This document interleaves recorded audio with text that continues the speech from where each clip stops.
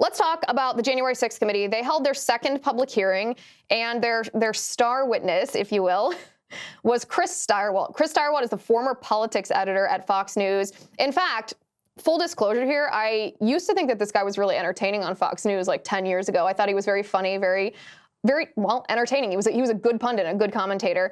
Well, fast forward 10 years, and my opinions have changed. He sat down in front of the January 6th committee because he was in charge of their brain room, if you will, their decision desk, which on election night was the place that was calculating which candidate won which state, right? When one of these cable news networks calls a state for one candidate or the other, they do it based on algorithm and judgment and numbers and polling and data and counties and all of that good stuff. And Chris Stirewalt was in charge of Fox News's operation on election night 2020. He was the one who was organizing when Fox News made the call to say that Biden won Arizona. Chris Stirewalt was the one leading that charge. Several months after the election, Chris Stirewalt was fired from Fox News because he disagreed with the direction of the network. I'm not sure the exact details. He certainly is portraying it because he supported the call that Fox News made about Arizona, and maybe some people at Fox didn't. I don't know the details, the insider details. What I do know is he sat down in front of the January 6th committee, in front of Liz Cheney and Adam Schiff and Benny Johnson and Adam Kinzinger and all of them.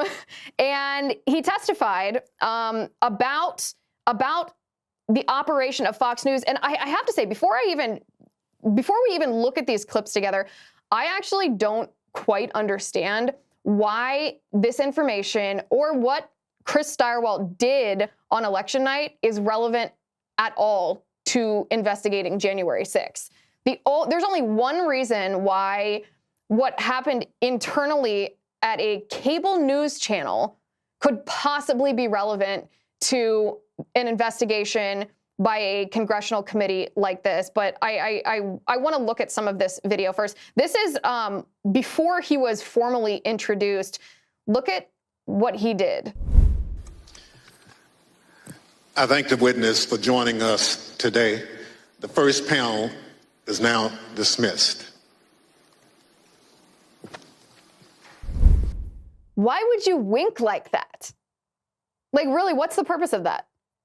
That is so off-putting to me. Like, this is obviously a clown committee, right? It's a kangaroo court. At the same time, it's the U.S. Congress. You're supposed to have a little decorum, a little respect for this. Why are you winking? You're not on cable news anymore. That's so off-putting to me. He goes on to say, one of the questions that was posed to him was who won the 2020 presidential election, and there was really no need to respond the way he responded. Mr. Stirewalt, after the votes were counted, who won the presidential election of 2020? Joseph Robinette Biden, Jr. of the great state of Delaware. Thank you. That's the bottom line. We've had an election. Mr. Trump lost, but he refused to accept the results of the democratic process. So the only reason that you respond right like that is if you're deliberately thumbing your nose at anybody who supported Donald Trump. If you were actually trying to provoke someone, that's the only reason to give a showman-like answer. If you're trying to have the spotlight be on you, you're trying to draw all the attention, you're trying to generate headlines, that's why you respond like that. You don't respond like that if you have serious information coming before a serious committee. Now, of course, you and I know that it's not a serious committee, and Chris Stirewalt is not playing a serious role in this. But just understand, the only reason that you would respond like that is to draw attention to yourself and to deliberately try to provoke the other side. Then the chair of the committee, Benny Thompson, asked Stirewalt, did Trump have any basis to declare victory on Election Day or the day after? And this is the clip that liberals claim is some kind of smoking gun. Again, we'll get to why it's not in just a second, but this is his answer. Mr. Stirewalt, did President Trump have any basis to declare victory on November 4th, 2020?